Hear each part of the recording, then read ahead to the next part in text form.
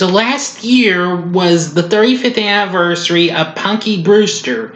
Now with its new updated, how should I say this? Well, continuation come up on NBC's new Peacock streaming service this summer. You're about to get a dose of Punky power. So here it is. This is a very special ranking, the first installment of 4 rankings of Punky Brewster right now. Big D's Entertainment Rankings and Reviews. Surprise! Greetings, my fellow YouTubers, and welcome to Big D's Entertainment Rankings and Reviews. My name is Doyle, better known to you as the Big D. And today I'm going to be bringing to you my ranking of my favorite episodes of the first season of the cute 80s sitcom Punky Brewster. Now, Punky Brewster originally premiered on NBC in the fall of 1984. While it wasn't big on the Peacock, but it still proved to be a favorite to families and kids. The show stars Soleil Fry in the title role, along with George Gaines as Henry Warmont, a crotchety old man who actually, becomes her foster dad. After her father, walked down Punky and her mom, and once she and her mother drove to Chicago, and the mother went to a shopping center, she never came back. So Punky's on her own, but not alone completely. Of course, she has her canine companion Brandon at her side. We have all sorts of fun characters in this series, including Cherry Johnson, played by Cherry Johnson, and Susie Garrett as her grandmother Betty, plus also other people make appearances, including Casey Ellenson as the nerdy Alan Anderson, and Amy Foster as the lovable America's sweetheart, but also snobby Margot Kramer. But anyway, I think it's time to get into the ranking and what have you. And before I do, I ranked 12 out of the 22 episodes. Now, before I go into this, I'm going to give honorable mentions to the episodes Bye Bye My and the 2-parter Henry Falls in Love. So, get ready, because here we go. 12.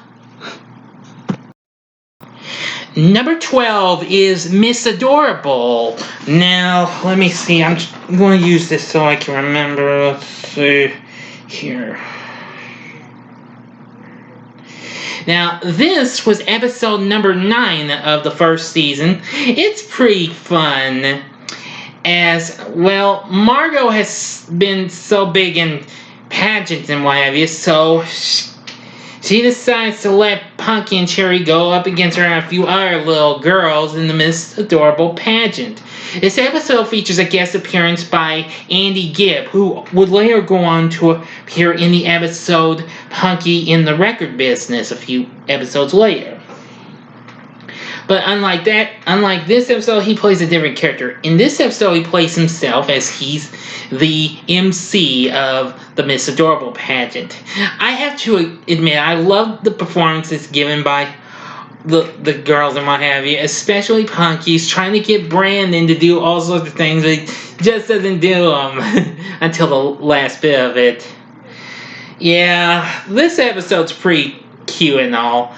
I gotta agree, it's absolutely funny, especially who wins, but I won't tell you that is. If you have seen the episode, congratulations. If you haven't, watch the episode, okay? 11.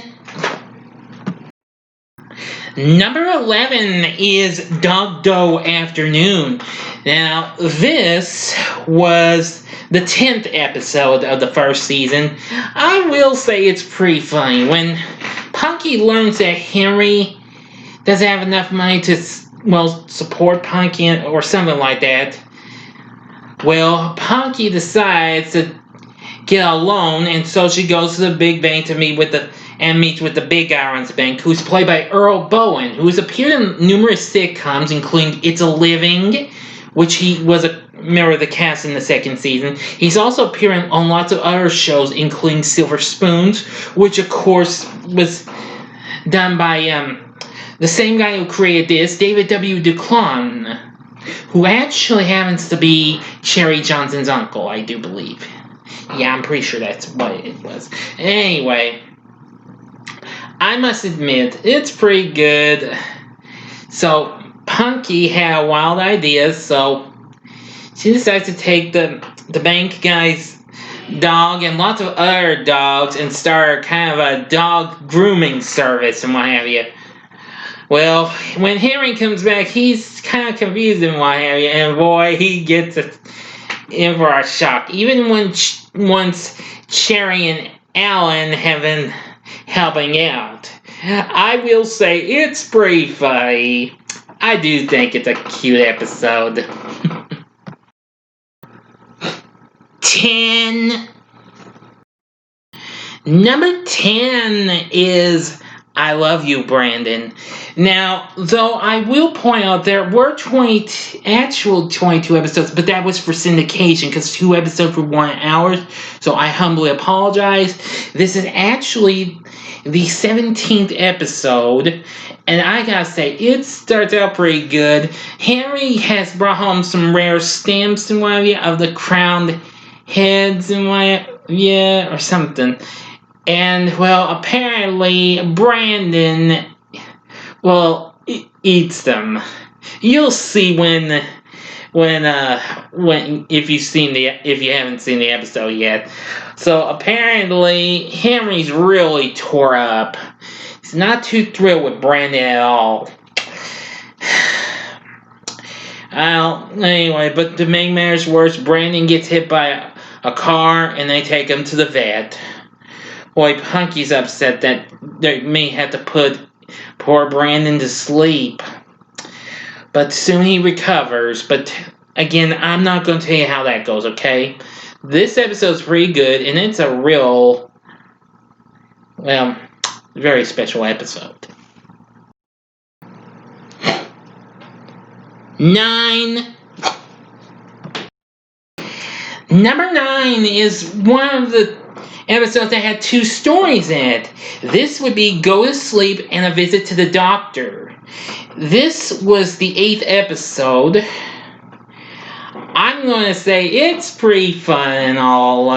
Now, in Go to Sleep, Henry's trying to get Punky to go to bed and what have you, so she could, well, grow up and what have you, like an ordinary kid.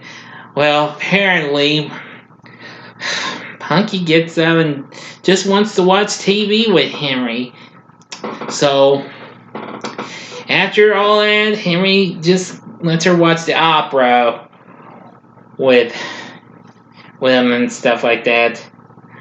Boy, I gotta say, one of my, now I didn't get to mention favorite parts. I do have a favorite part in this episode. Punky's counting sheep to try and go to sleep. When she reaches number 9, she's like, ah! Henry's like, what's wrong? It's like, sheep number 9 crashed into the fence.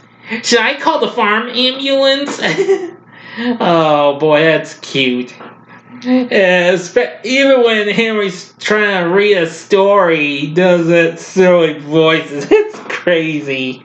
Now, as for A Visit to the Doctor, Punky and Cherry aren't too thrilled, so they actually fake the signatures of of Henry and Betty's on their papers and what have you, and leave notes and what have you. Crazy. See, huh? But Henry convinces Punky to be brave and what he wants to give her a lucky nickel. And that's when we hear holy macanoli, yeah, which of course is one of Punky's famous catchphrases. And I actually like it. Unfortunately, she loses it before she goes to see the doctor for a booster shot. Yeah. But things go through okay. But when you watch the episode, you'll know what I mean. It's a good episode, even with 2 stories. 8. Number 8 is Take Me Out to the Ball Game. Now, this is the 6th episode, and I gotta say, it was pretty good, especially when we get to see Cherry and Punky, well, in different costumes. Henry comes back, looks like he's all worn out and whatever. He was trying to get some tickets for the World Series game with the Cubs, and he fails. Even with Punky's help, he tries to even get him from winning a contest, and yeah, he bombs, even when Punky knew the actual answer. Let's see now.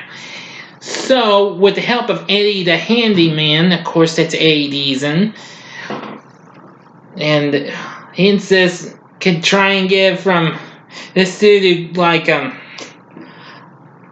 almost kind, I think, I can't remember the name of the way it's kind of like a peddler or something like that,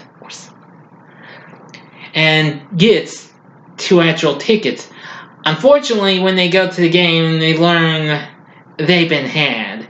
But however, they managed to get to see the game after all, with the actual Cubs, that is. Now, that was just a slight spoiler. I apologize. You just gotta see this episode, and you'll see what I mean. It's pretty funny. I really like Take Me Out to the Ball Game. You actually get to hear kind of an instrumental pop version of that song in the episode. 7. Number 7 is Yes, Punky, There Is a Santa Claus. Now, this was the first of 2 one-hour episodes of the first season, the other being Finster Hall, which of course was to serve as a pilot episode for a spin-off to this. Anyway, I think this episode was pretty good. I mean, it was the first of 3 Christmas-themed episodes of the series. Punky's about to have her first Christmas with Henry, but apparently an older kid convinces gives Punky and her friends word that there's no such thing as Santa Claus. Yeah. And that kid was Jeremy, played by Jeremy Litch, who would go on to play one of the Hogan kids on The Hogan Family, which would premiere later, well, a couple years later on NBC, although the show originally was Valerie at first, until it started Valerie Harper with Splitsville, and then it changed its name to The Hogan Family. Enough said, okay? But anyway, I love how the episode starts out with Punky and her friends doing a play about a raindrop who eventually becomes a snowflake. Really something. That's really a good episode. So apparently, Betty convinces Henry to be a Santa for Punky's class, and convinces to Punky that that convinces Punky that it really is a Santa, but she wants one thing: her mother. Yeah. So Henry tries a few times, and apparently he actually finds something for her that might even belong to her mother. Just see the episode and you'll find out it's a pretty good episode. I watch it every Christmas. Number 6 is Punky Finds a Home Part 2. The second episode of the 3-part pilot episode. Now you'll see all the other 2 parts on here, okay? Well, the second part's good and all. Apparently, it starts out pretty well with Punky having her first breakfast with Henry and having bran cereals with some milk and stewed prunes. And this is when we get introduced to Punky's ultimate famous catchphrase, "Grosso-roo," when she sees the stewed prunes. Henry's just like, well, maybe I need them more than you do. Just eat your cereals. And she's like, look, it's yucky. What does it do? Henry's just like, do. And Punky says, and the question says, does it whistle? No. Does it talk? No. Is it magically delicious? No. Then forget it. Oh, boy. And this is where we're introduced to Eddie as well. Yeah, and Henry's not too thrilled with his being here and what have you. And when he sees Punky and Brandon, it's like, you must be the lady of the house, and you must be the puppy of the house. I can almost do a good impression of '80s, and since I know him from the Grease movies and Dexter's Laboratory, where he voiced as Mandark, and of course he also worked on Kim Possible. But anyway, well, soon a woman from the State Department of Family Services named Randy, that's actually her nickname, because Miranda's her real name, doesn't like that. We soon learn Punky's actual real name is Penelope. So anyway, Randy is kind of making a little bit of an arrangement to take Punky to Fenster Hall. Punky's scared that it's because it sounds like an orphanage and what have you. It's home for foster children and what have you. Once there, she's met by two other kids, Lisa and Mary. Well, Mary doesn't talk much, and Lisa's just kind of making fun of Punky a bit. But soon they manage to get along. Boy. Well, Henry's trying to talk to Randy and convince him if Punky, what would happen if Punky could live with him, because even though he's not quite too thrilled with it at first. But anyway, meanwhile, Punky's trying to break out Fenster Hall, but the guard, Mr. Tyler, catches her in the act when she tries to make a first move. The second one going in disguise. And the third one, she manages to pull out, which I won't tell you that. Just watch the episode if you haven't seen it. It's pretty good. 5. Number 5 is Parents' Night. Now, this is the 7th episode, and I gotta say, when Henry doesn't even know about Parents' Night, and it being, tonight and what have you, because on the day of the show, which Punky keeps telling him, as he's trying to shoot pictures for an ad for dog food. Yeah, because that's Henry's job. He's a photographer. So apparently, Punky's not too thrilled. And to make matters worse, Margot tells Punky that foster dads aren't like special or important, what have you, like real mothers and dads. Yeah, I like the where we go into the school. We meet Miss Morton, who is played by Dodie Goodman, who would most of y'all best know her for playing Miss McGee's partner in Grease, Blanche. I mean, Margot's trying to answer a question, but Miss Morton's trying to ignore her a little bit because wants to know who discovered, about what holds everything to the ground. Cherry's answering, he's like, crazy glue? Well, she asked the same question Margot's just so cute. And so Miss Morton goes for Punky. It's like, no fair, she didn't have her hand raised. Punky explains that's because it was held down by gravity. Yep. Yeah, and Miss Morton says, gravity, yes. And Margot's just like, I knew that.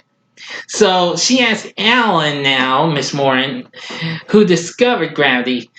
And he explains, I don't know who he is, but I hear he's a nice guy. It's like, I'm sure he was a nice person, but who could tell me who discovered gravity? Margot's just going, me, oh please. And she's like, okay, Margot, who discovered gravity? And she says, it was Albert Einstein and his theory of gravitativity. I mean, Einstein. Not Einstein. My bad. Sorry. I'm getting too carried away, ain't I? So. And it's like, no, dear, that's incorrect. It's like, incorrect? That's impossible. I'm never wrong. You better check your book. And like, I don't have to check. If you had read chapter 9, you would have discovered that gravity was discovered by Sir Isaac Newton. Punky was surprised.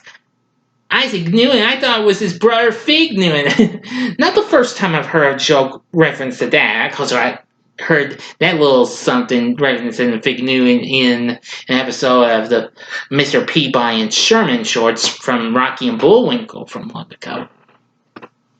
But anyway, Punky's feeling humiliated because, well, Henry's not there and what have you, but he comes to parents' night later on after Bay convinces him. But you'll see how that goes when you see the episode. I really do love Parents' Night. It's a good episode. 4. Number 4 is Punky Brewster's Workout. This is episode number 18, and I gotta say it's one of my favorites. Henry gets a new video camera and what have you, and convinces and tells Punky not to mess around with, but she does anyway because she wants to do a little something, and that's to make a workout vid for children because she really likes Jane Fonda's workout tape. So with Cherry and Margot, they actually do Punky Brewster's Workout with Alan directing. They do all sorts of fun things. Exercising while eating ice cream, doing a little something called aerobic homework. I'd say kids, try this at home, okay? I've never saw the show as a kid, but I did see its animated series. But watching the episode kind of makes me wish I could have learned aerobic homework myself. Apparently, after they finished filming, they apparently want to try and do another one, but apparently they dropped the camera and the lens is cracked. So Punky just tries to hide the truth from Henry and what have you. Well, until she tells him. But anyway, that I'm going to leave that up to you to watch. This is a good episode. I really love Punky Brewster's Workout. It's a good episode. 3. Number 3 is Punky Finds a Home Part 3, the grand finale to the pilot episode.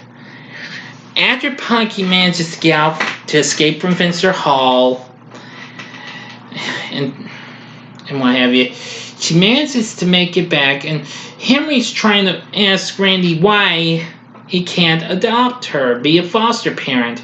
She just says that he's too old and stuff like that. But Punky arrives back at Henry's apartment, and he's surprised Randy is too. And when she finds out, explains she shouldn't have left the facility. Yeah, the center, I meant, sorry.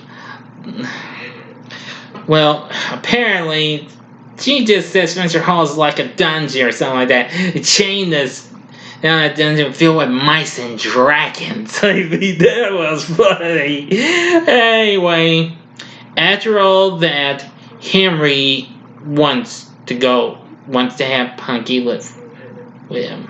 So, he's gonna try to arrange it to be at the courthouse. Later on, Punky's back at Finster with Lisa and Mary. But however, Randy is about to introduce her to a mixed couple who wants to make her their new foster child, but apparently she pulls one over and gets him to adopt Mary instead. But you'll see what I mean when you see the episode.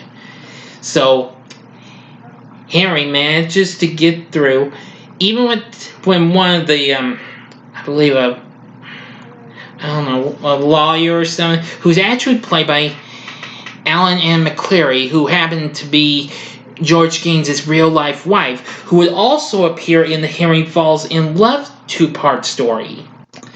Anyway, he manages to get through, especially with a little help from Punky and what have you. But you'll find out when you see the episode if you've not seen it. But I do love this episode. 2. Number 2 is Lost and Found, and Punky Gets Her Own Room. This is episode 4, and this is the first episode to have 2 stories. In Lost and Found, I love this episode. Punky doesn't get much of a breakfast with less cereal and less milk. Henry's not too thrilled with going to the market. Yeah. So off they go, and Punky manages to help out and what have you. Gets into all sorts of mischief and all that stuff. Really funny and what have you. But apparently, when Henry tells her that he wouldn't buy fruit, I mean, he remembered that there would be a singing fruit peddler or someone that delivers food to him. When he's saying, if Punky's not too thrilled, makes a weird face and what have you. The woman calls on the intercom and says, no singing in the store. And Punky's like, honestly, Henry, I could just die. So once Henry's gone to meet with a butcher to get some steaks and what have you, and then, let's see, and Punky decides to pull one over on a pizza lady and thinks she has a twin sister. She doesn't see Henry, and she thinks he abandoned her. But it turned out he was looking for her after she had left. But you'll see what happens. Now, as for Punky gets her own room, not much audible dialogue, well, for most of the part. But I loved it. It was fun. Just for the beginning, Punky isn't too thrilled with sleeping on Henry's sofa anymore, and apparently wants her own room. Namely, Henry's study and what have you, so it would take some time and money. But Punky's got a wild idea. She's like, unless, and Cherry's like, oh no, I suddenly had the feeling I'm not going to live to be 9. So with Eddie's help, they managed to turn this room into a real color-filled room. I mean, color-filled room. You get the point. But anyway, it looks so cool. Yeah, but once Henry comes back, I mean, his eyes like widening when his goes on. He's shocked when he saw what Punky and the others had done. He's just saying, what's the matter, Henry? Don't you like it? He's like, this room would blend a Smurf. Which, of course, that was big on NBC at the time, the Smurfs. It's like, there are too many colors. And he isn't too thrilled. He wants everything back in. But Punky just tells him that she had her own room, they could be, like a natural family. Henry madly says, come here, Punky. And it's like, I've got something to say to you. I want to say it once, and only once. You're right. Yes, no, I'm wrong. You do need your own room. Yeah, and all that stuff. Well, and she says, oh, wow, that's another one of her famous catchphrases and what have you. It's pretty good, but once Henry sits on his little antique trunk, which was still had wet paint on, yeah, Punky just kind of counting 5 slowly. Boy, and once he says 1, and quickly and a Punky! Henry just yelled out like, that's funny. Yeah, I really love this episode. It's fun. 1. Number 1 is Punky Finds a Home Part 1, the series premiere. I gotta say, well, Punky's just alone living in a vacant apartment right across from Henry's apartment before they even meet each other. Yeah, and Henry's not too thrilled with Punky's appearance and what have you. It's so much funny. And when she introduces herself and what have you, it's like, what are you doing here? It's like, my husband and I are looking for an apartment. Well, once he tries to talk to her more, it's like, stop. It's only fair for me to warn you that this is an attack dog. Brennan's just a little puppy. It's like, you get near me, it'll chew you to pieces. And he's like, give me a break. That dog couldn't chew a soup. I think it says suit or soup. I don't know, because these DVDs, they have closed captions, because that's what I use to again, the words I may mess up, misheard and what have you. So, anyway. And so, apparently, Punky goes across the hall right to Henry's apartment and sees everything. And, well, then he's got don't ask for a drink. We got milk and juice. What kind of juice? Got green juice and brown juice. What's the difference? 2 weeks. Yeah. Well, so after that, he's about to call the Department of Family Services, but Punky's asleep. And the next day, he decides he shoots well, Punky along with Cherry and Betty. Really great. So Henry even gets invited in. Really funny. Now, after all that trying, he returns home and Punky's cleaning up his whole apartment, putting all sorts of junk in the closet, cleaning the dishes and the windows and what have you. Even Brandon scrubbing the floors with sponges on his paws and what have you. You'll see what I mean. Once Henry comes back home, he's in shock when he sees what Punky had done. It's like, what in the world possessed you to clean up my apartment? It's like, what's wrong with it? What's wrong with it? I'll tell you what's wrong with it. It's neat, orderly, organized. Like, Henry, there's a moldy Happy and pizza underneath the couch. It's sick. Not only that, he picks up his pipe and turns it over, water trickles out. Punky's just like, uh-oh. And Henry is more upset than you washed my pipes? It's like, they were filthy inside. It's like, they're supposed to be filthy inside. They're pipes. Now they're ruined. It's like, the paint on your forehead is throbbing. Oh, boy.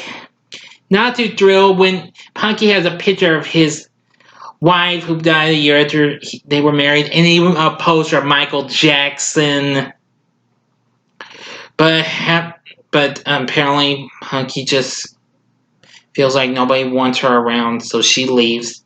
Henry goes after her, but comes back home soaking when Punky's already back. Says he'll try an arrangement, just let her stay until they find her mother. So apparently Punky sends up a prayer and asks God if could give her a sign if hoping of finding her mom, and we hear a lightning and she's like, is that a yes or a no? That's that. Sorry for that little bit of spoiling. But anyway, that's it. Those are my favorite Punky Brewster Season 1 episodes. What's your favorite episode of the first season of Punky Brewster? Please feel free to tell me in the comments section below. If you like this video, click the like button, subscribe to my channel as well, and be a part of the Big D Nation. Join me again next time when I bring to you a ranking of my Season 2 favorite episodes. Thanks for watching. If you liked this, you can check out some of these other, fun-filled vids. In the upper left-hand corner is my TV log of Punky Brewster. In the upper right-hand corner is my TV log of the Brady Bunch, which I'll be doing a rank of the episodes of that soon. And the bottom right-hand corner is a button you can click to subscribe. The bottom left-hand corner is my TV log of Small Wonder, which I will be doing a rank of that series real soon. Possibly next month, we'll see. And thanks for watching. Sorry I got a little carried away and what have you. Until next time, I'm the Big D saying, see ya!